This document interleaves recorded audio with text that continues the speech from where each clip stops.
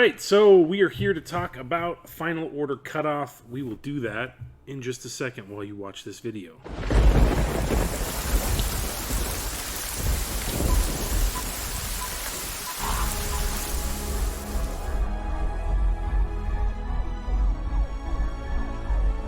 What's your plan for tomorrow? Are you a leader or will you follow? Are you a fighter or will you cower? It's our time to take back the power. What's your plan? What's your plan What is my plan? for tomorrow? Tomorrow's Sunday. No, tomorrow's Saturday. Yeah, I don't want to tell you my plan for That's right. Sunday. Sunday, no bueno. Live. This guy named Randy Salazar's on. What's up, Randy? What's Randy. going on, man? This is the first Friday that Randy hasn't worked in like 2 months. It's weird not having him here. That's right. I miss your beautiful face, Randy. Okay, so we are here to talk to you guys about Final Order Cutoff. Final Order Cutoff. If you've watched the show before, you know what it is. But if you haven't, I'm gonna regurgitate some stuff like that burrito. No, I'm just kidding. That's not gonna happen. So Final Order Cutoff (FOC) is our last chance as a comic book store to adjust our orders for books that haven't shipped to us yet. For example, the stuff that we're going to go over is on FOC this Monday, June 1st. How is it already June? What the hell is going on? 2 months. Yeah. But the titles that are on FOC June 1st are not going to ship to the store until June 24th. So we're about 23 days behind doing FOC. And that's the whole point. The whole point is to try to push books, to try to check with customers, to see if you want anything different, so that you can let us know before we have to finalize our orders and actually receive the comics. So If you're a wall come in off the street and you're a wall customer, sign up for a pull. yeah, if you're coming in, walking the wall to grab the books that you want to read, because of the shutdown, because of COVID-19 and being closed to the public for 2 months, we had no idea what it was going to look like once we reopened, and thankfully it's been good. Yes. We appreciate everybody who's coming out, but everybody's cutting back. The publishers are cutting back on their output. We're cutting back on the amount of rack copies that we're putting out because it's a financial burden because I don't know, I'm buying stuff that may or may not sell, and B, we don't know. We really don't know. I mean, as of right now, people are coming in, they're spending money, but that could all come to a stop any point now. So again, if you're buying something off of the rack and you're enjoying it, add it to your subscription. If you're coming in and you're shopping the rack and for example, Venom 25 sold out. We have no copies of the main cover left. I think we put 5 copies on the rack. Those are gone. We have some variants, a few variants left. Blanks. But if you want a book, you got to tell us. Tell us that you want a book, and that's what this show is all about. It's giving you the tools, trying to give you the information ahead of time so that you can make an educated assessment for the books that you'd like to buy, and you're telling us ahead of time instead of after the fact. Instead of saying, hey, Catwoman 80th anniversary is coming out next week. Can I get all those covers? Maybe not, because we cut our numbers. So, again, we're trying to be proactive. We're trying to give you the tools that you need to order the books that you would like to order so that comics keep on rolling. Don't be surprised if things are sold out Yeah. right away. I had a guy call last night who's like, hey, I can't make it into the store. Yesterday, of course, being Thursday, the day after Wednesday, he's like, can I send you a list of stuff that I want? And I was totally frank with him. I was like, dude, there might not be any copies left because we have cut our orders. And you're telling me that you want stuff to the day after New Comic Book Day. So, get your orders in ahead of time. That's why we do the show. Okay? I'm going to get off my soapbox now. Again, all of these books that we're going over are on FOC Monday, June 1st, and most of them are in stores on June 24th. If you see anything that you would like to subscribe to, meaning you want to add it to your subscription so that you get every subsequent individual book that comes out, please comment sub and the title, and we'll add that book to your hold slot. If you are not sure if you want to commit to it, if you don't want to necessarily sign up for 3 or 4 copies in advance, you can just say pull with the title, the cover, and the quantity that you would like to order. If you really dig the Batman 93 Matina variant that's got Harley on it, which we'll get to in just a second, You can order as many as you want, as long as you let me know before 5 p.m. Mountain Standard Time on Monday, June 1st. If you want to fly to Italy and get Martina to sign them all and get them CGC Signature Series, you can do that. But again, you got to give me that information so I can order it for you. Okay? So subscribe or pull. Those are the two words that we use interchangeably. Sub adds it to your hold slot so you get the whole series. Pull will just order whatever, 1 copy, 2 copy, A cover, B cover, that sort of thing. Okay? All right, so let's kick it off with Dark Horse this week in stores on June 24th. Barbalian Red Planet #1 of 5. This is a 5-issue miniseries. It's also a spin-off from the world of Black Hammer. So if anybody's been following Jeff Lemire's Black Hammer stuff, this is the next. He keeps doing these little miniseries that focus on a character that you're familiar with from the Black Hammer world, and this is the next one. A groundbreaking new science fiction action series in the world of the Eisner Award-winning Black Hammer universe about prejudice, honor, and identity. Marx has found his place on Earth as both a decorated police officer and as the beloved superhero Barbalian. But in the midst of the AIDS crisis, hatred from all sides makes balancing these identities seem impossible, especially when a Martian enemy from the past hunts him down to take him back dead or alive. It sounds fun. Cover A on my side is by Gabriel Walta, who is the interior artist. Cover B on Dom's side is by Odd Coke. So there you go. Barbalian Red Planet 5-issue miniseries. Okay? Next from Dark Horse, if you have little kids, you're probably pretty pumped about this one. Disney Villains Ursula and the Seven Seas #1. It is a 3-issue miniseries. Unveil the sordid history of the notorious sea witch Ursula. Long before the events of Disney The Little Mermaid, Ursula was one of 7 sea witches who each ruled one of the 7 seas with impunity, like Judge Judy of the ocean. That's horrible. I know. But when one of Ursula's sea sisters is found subdued, that's a lot of S's, Ursula must find the culprit. Among the merfolk, there is one who dares defy the reign of sea witches. So it's kind of like a Ursula origin story, which is pretty freaking cool. 3-issue miniseries, Disney Villains, Ursula and the Seven Seas #1. Which one? Ursula? Because she's got tentacles? Pass. I'm not into that, buddy. Next from Dark Horse, we get a new God of War miniseries. This is God of War Fallen God #1.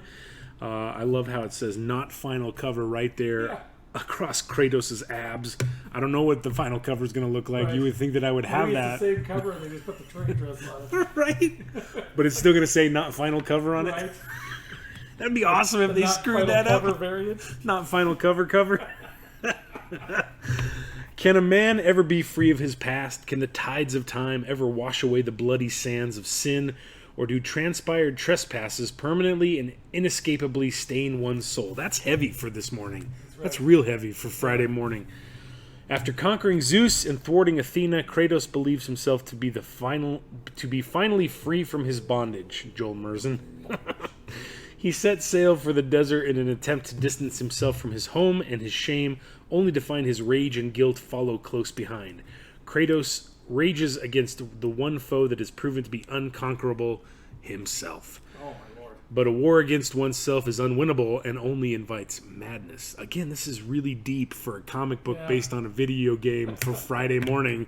All you do is hack and slash your way through all I know! Like, there's no There's thought not in a it. philosophy to this! Come on, man! Kill things, man. Chop heads off. Anyway, if you dig God of War in the video game franchise, here is your chance to jump in on Fallen God #1. It is a 4-issue miniseries.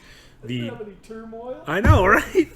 All he knows is anger. Everybody's fighting against themselves. Come on. Kinder, gentler God. The not final cover there is by Dave Raposa. Maybe. I don't know. It might Raposa's change. the one that did the Venom variant. Yes, you're right. Exactly. Good job. Okay, so there you go. That's Kratos. All right, from DC this week in stores on June 24th. I gotta promote my man Aquaman. Aquaman #60. Cool, dude. You like that variant cover? I like that. It's, his kid. Yeah, both of them. Mira wakes up from her coma more powerful than ever before, but finds her kingdom in absolute peril. Meanwhile, with Ocean Master hellbent on kidnapping the infant Princess Andy to assert his power, Aquaman takes his daughter on the run as far away from the water as he can manage. Main cover on my side is by Robson Roca, who is the interior artist. The variant cover on Dom's side is by Tyler Kirkham, and that's pretty solid too. So, Aquaman number 60. Next, we got some Bat Family stuff going on. This is Batgirl number 46.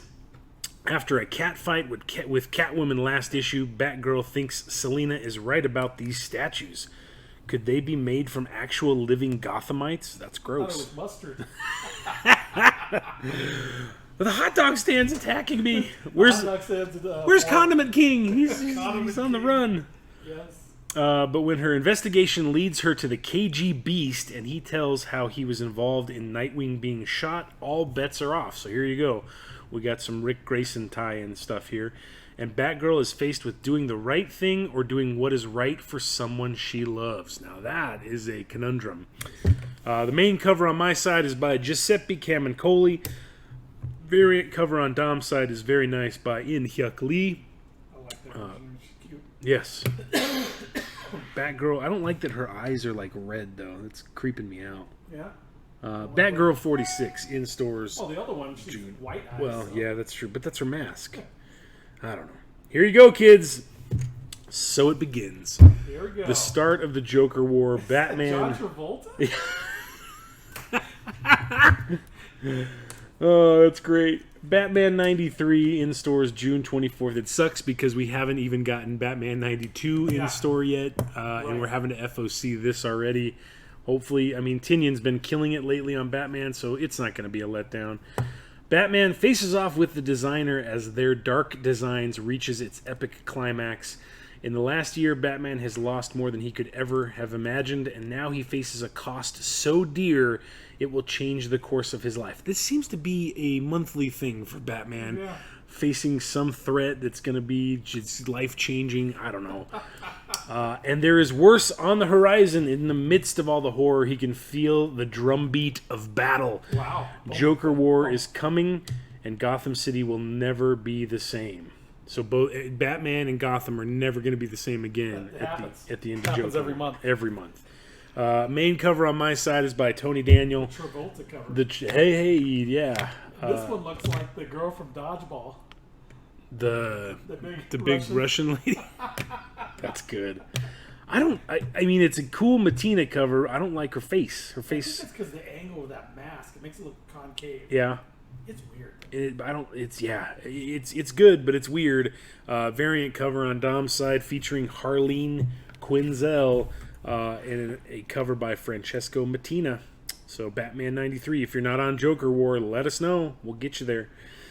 From IDW this week, this is something you guys have seen before. This is Sleeping Beauties. It is the Stephen and Owen King. Stephen and his other son, Owen King, did a novel called Sleeping Beauties, and this is the comic book adaptation that is adapted by Rio Yowers and Allison Sampson, with main covers by Annie Wu on my side and variant covers on Dom's side by Jen Woodall.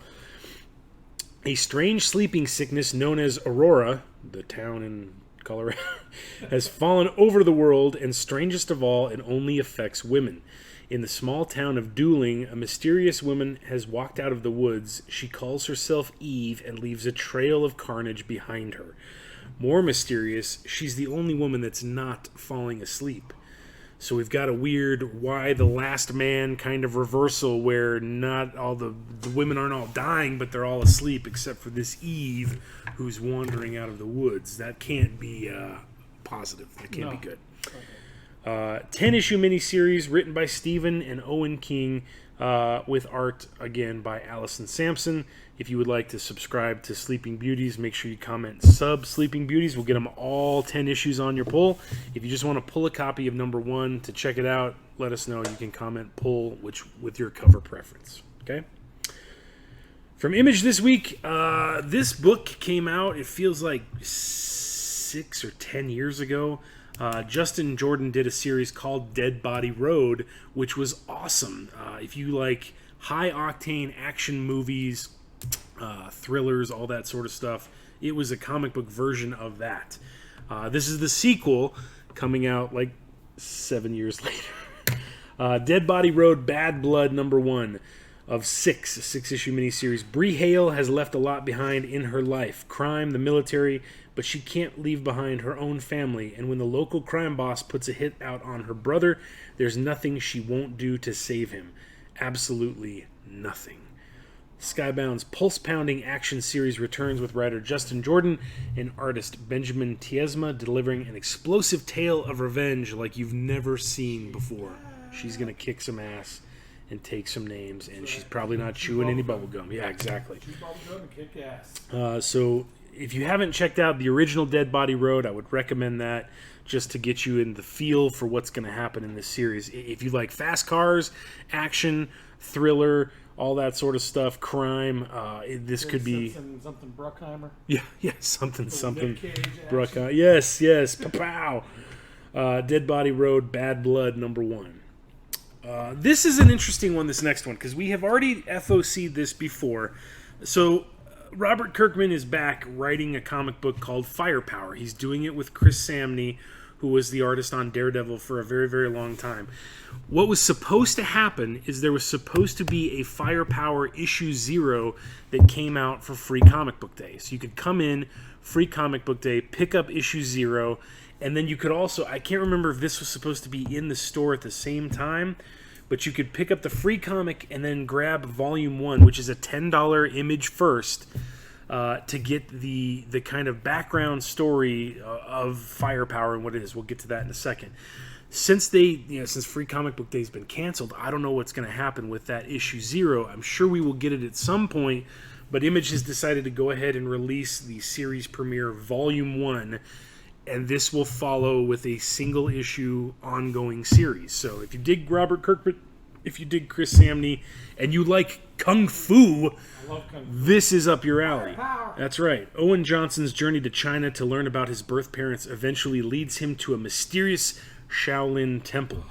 The students there study to rediscover the firepower, the lost art of throwing fireballs. Right? Wow. Exactly. Dragon Ball Z stuff. Yes, a power they claim will be needed soon to save the world.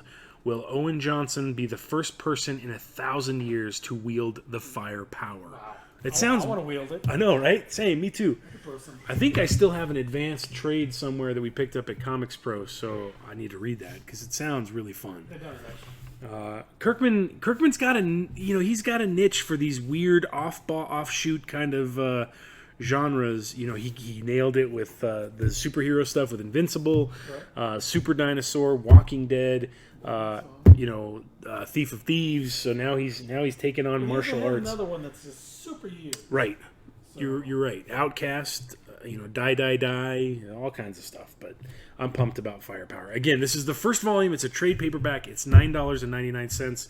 You'll get your normal 10% discount on top of that. If you want to check it out, let us know. We can't subscribe you to the series, but we can definitely pull you a copy of the first trade paperback. So there we go. Finally, from Image. So this one, there's not a lot of information about this. Like the solicit is kind of vague. But the B cover makes me want to read this, because what the hell is going on there? I like the colors. It's called That Texas Blood, #1. So from criminal colorist and first-time solo artist Jacob Phillips and writer Chris Condon break onto the scene with a brand new ongoing series, which is like Paris, Texas, gut-punched by No Country for Old Men.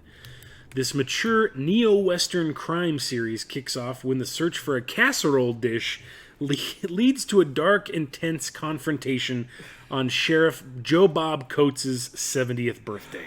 This sounds amazing. What does that mean? And what the is that thing on the other cover? I went to go find a casserole dish, and then stumbled on all this crap. Yeah, that's right. That Texas Blood, #1. So the main cover on my side is by Jacob Phillips. So that's what it's going to look like inside. The cover, the B cover on Dom's side with that weird kryptonite that looks like Metallo and a zombie at the same time. Oh, that's the sun over his face. Wielding a sawed-off. Yeah, exactly. He's in the shadow. That's crazy. Wielding a sawed-off shotgun is the variant cover by Sean Phillips. I don't know what it's about, but it sounds super interesting. That Texas Blood. Looks like a zombie Number casserole dish. Yeah. What more could you want? The Sheriff Joe Bob Coates' 70th birthday. That's a hell of a way to go out. You know, it is. All right. He's in the pose like the guy from Men in Black at the very beginning when Always sad. Agent K. Yeah, Agent K's got to flash his partner. All right. From Marvel this week, we get Captain America Marvel Snapshot #1. It's just a one-shot. This is, I think, the third that they've done so far.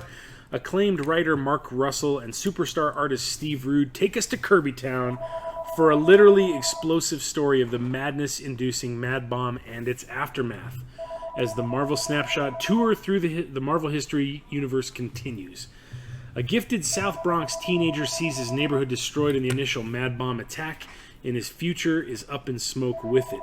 What does he do when AIM recruiters come calling? Does he stand by as a system that's failed him, or find a future outside the law? Featuring Captain America, the Falcon, Iron Man, and more.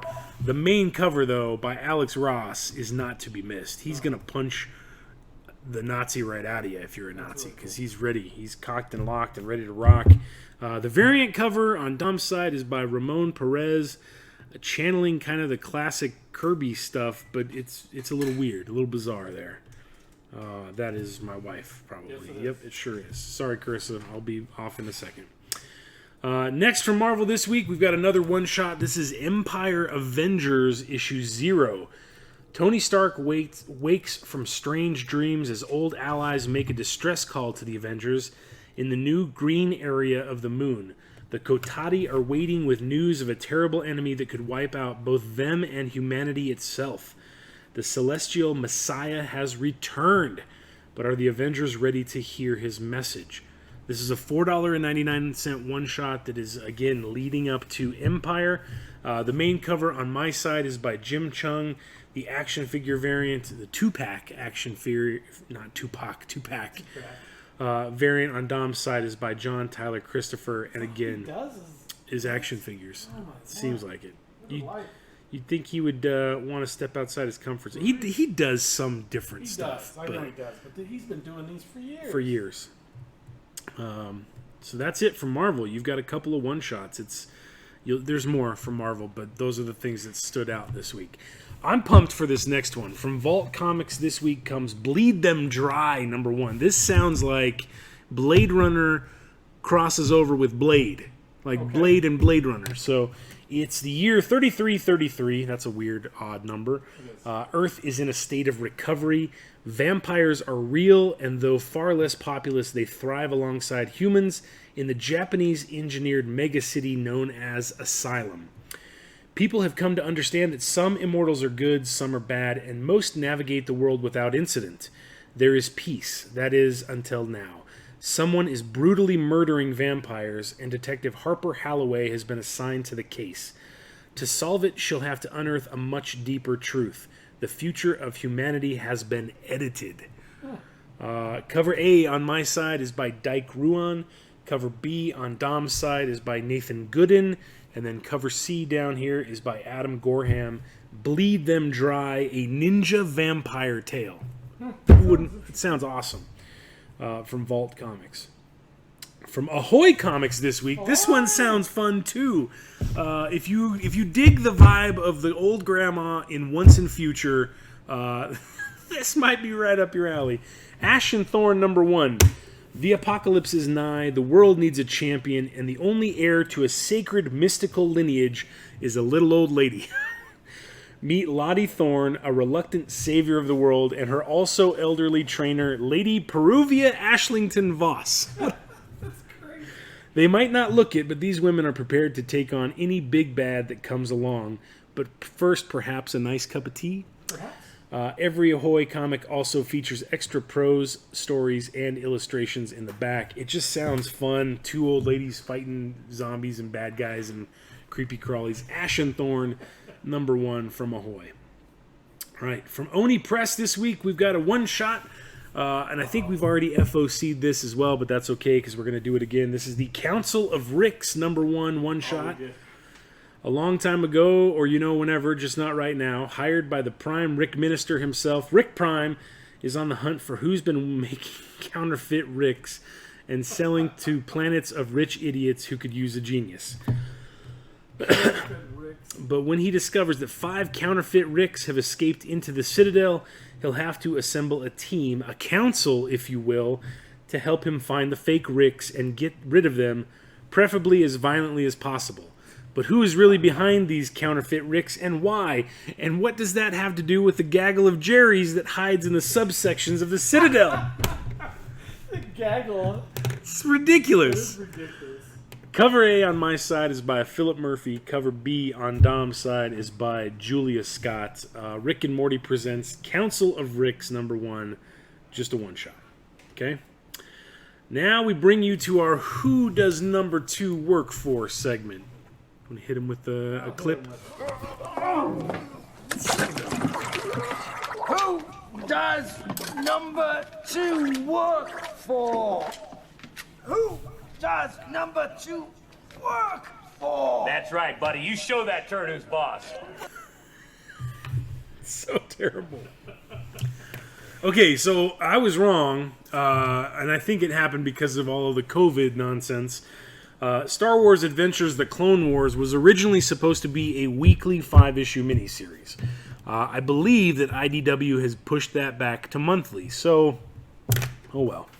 The exciting weekly, they even leave it in the solicit. It says at the top, the exciting weekly series explores. About to what, June 24th? Yeah, this one is in stores June 24th because it's on FOC on Monday, June 1st. This series explores a time of great upheaval in the galaxy, the Clone Wars, while Obi and Annie and other Jedi Knights fight against incredible odds. Commander Cody, Captain Rex, and other clones pinned down for the duration swap war stories that feature your favorite characters from the Clone Wars animated series. So again, it's kind of an anthology book with each issue having a different story shared by troopers that are stuck in a foxhole on an ungodly foreign planet. So, but if you missed out, we still have copies of #1. #2 is in stores June 24th and on FOC this Monday. It's not weekly. Oops. This one came out before the shutdown. This is Transformers vs. Terminator #2. The T-800, last hope of his kind, has traveled back to 1984 to destroy the Cybertronians before they can awaken and subjugate his future. But when the Arc systems start to bring the Autobots and Decepticons back online, what will he do against 2 armies? It's up to one Terminator to save the future, and nothing's going to stand in his way. Cover A is by Gavin Fullerton. Cover B is by Casey Collar. Oh, looks good. I didn't get a chance to read #1, and I haven't really talked to anybody about feedback on it, but hopefully you guys... This B cover with the Optimus Prime. Right. They were just heads. Yes. Like they were the skulls, Right. that the Terminators were rising up on. Okay, from Artists, Writers, and Artisans AWA, we've got 2 that are on 2 #2s on cutoff this Monday. First off, we have Red Border #2, which is a 4-issue miniseries. A young Mexican couple narrowly escapes the Juarez cartel by fleeing across the border into Texas, only to be run down in the desert by the cartel's most brutal thugs. Rescued by a mysterious local who takes them to the safety of his family's ranch, the couple soon realize they are trapped in a house of horrors beyond their wildest imagination, and the army of assassins on their trail might be the least of their problems. It's kind of like a Texas Chainsaw Massacre, but with immigrants. So, again, Red Border #2 on FOC this Monday. If you picked up #1 and enjoyed it, let us know if you would like a copy of #2. It's only 4 issues long. Also from AWA on Monday, I don't have an image for it. There's a block of text right above Rogue Planet and below that picture of the house. Right there. Right there. Year Zero #2 is on FOC this Monday, but I don't have a picture of the cover.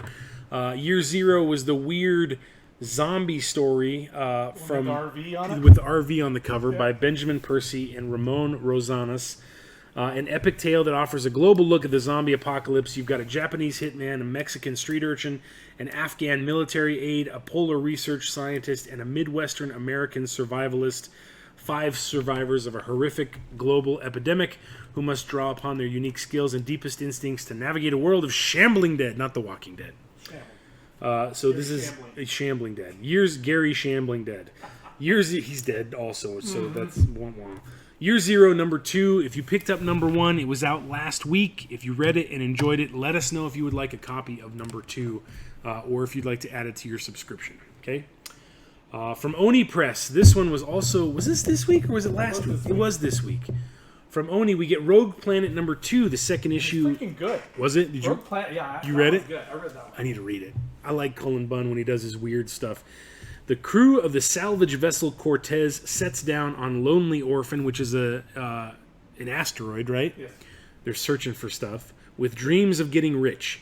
Now they desperately hope to escape with their lives, as the planet itself displays a malicious intelligence, an intelligence that turns the crew's worst nightmares against them. So it sounds like Event Horizon. It does, or kind of Alien, but it's the planet that's coming after. That's the bad guy. It's crazy. That's cool. Cool. So there you go. That one, all of his face and guts are exploding out of his spacesuit. That you never want that to happen, especially on a Friday. I think it's going in. Oh, that's even Tell you grosser. the truth. But there's 2 eyeballs up there. Look above the O in Rogue. That's There's the planet's so gross. ugh. Okay, Rogue Planet number 2 on FOC this coming Monday. If you grabbed a copy off of the rack and enjoyed it, again, let us know if you would like to add it to your subscription or just pull a copy. And that's the wrap, folks. The last part of the show, we've got your entire list of all of the comics that are on FOC on Monday, June 1st.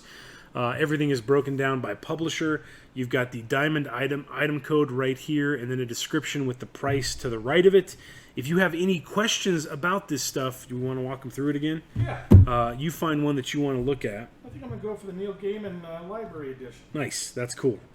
From Dark Horse, right there. Right here. So all you have to do if you have any questions about this stuff is to copy that item code, paste that into your web browser of choice. Doesn't matter. You can do it anywhere. The first result that is going to come up is going to be the Previews World listing for that item.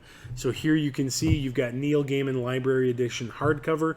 It's got the solicit info for the book. It's got an image of the cover, and it has a suggested retail price, which in this case is $49.99.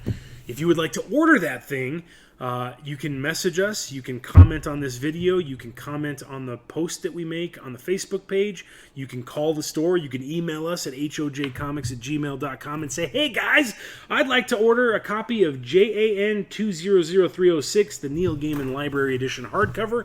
We will put that on your account so that it comes in and it is allocated to you. And again, that brings up another point. We do this show live, so if you want to watch us at 9, 10:30 in the morning, you can. This video is available on our Facebook page. We're going to upload it here very shortly. We also post it to our YouTube channel, youtube.com/C/Hall of Justice Comics Collectibles. So if you don't have Facebook, which is weird because you're watching it on Facebook right now, but that's okay. If you don't have Facebook, you can check it out here on the YouTube channel as well. And if you're on YouTube, make sure you like the YouTube page and hit the ring or subscribe. Ring the bell. Subscribe and ring the bell so that you get notifications when we post new videos like this one here. But you have until Monday. You have all day today, all day Saturday, all day Sunday, and half a day Monday. That's 3.5 days to get us your orders before the cutoff on June 1st so that we know what we're ordering for you. I think that's all I had. That is. Anything else? I think that is it. Cool. Go back to our thing so we can close out. All right. If you have questions, let us know. 303-484-9103 is the phone number here to the store. You can reach out via email, hojcomics@gmail.com. You can comment on YouTube. You can message us on Facebook. You can comment on Facebook. You know, all of that sort of stuff is at your fingertips, along with all of this information so that we can get you the comics that you want to order. So have a great weekend. Be safe. It's beautiful out there. And we'll see you guys sometime soon. We're open Monday through Saturday, 11 to 7, Sunday from 11 to 5. Come visit us here at the store and have a great weekend. See you guys. I'm John. I'm done. Peace.